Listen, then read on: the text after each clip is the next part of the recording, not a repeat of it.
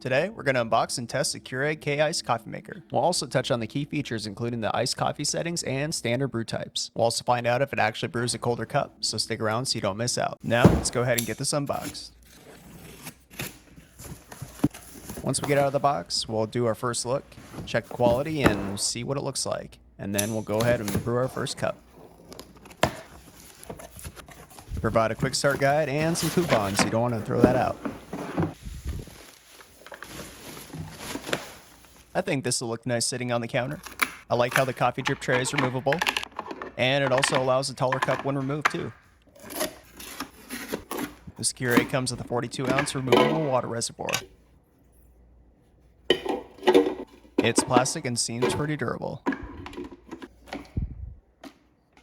Here's the different settings. We've got iced, strong coffee, 12 ounce, 10 ounce, 8 ounce. It also tells you when to add water and descale. Some people have complained that it moves around too much because of the feet pads, but honestly, once you add water, it doesn't move much. They included a nice sticker to get you started. Looks easy enough to me. Let's fill up the water tank and brew our first iced coffee. About 6.5 inches of clearance with the drip tray, and about 7.25 inches without it.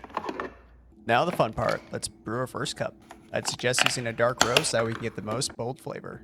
But that's also personal preference, so it's up to you.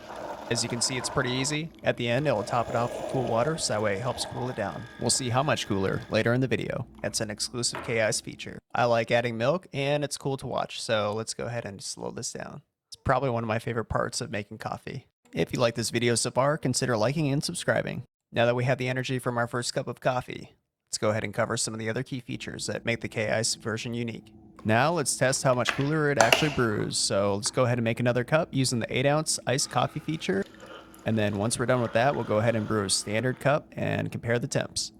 So here's the cool setting, 138 degrees Fahrenheit. Keep that in mind. Now let's go ahead and brew the standard temperature and see how they compare.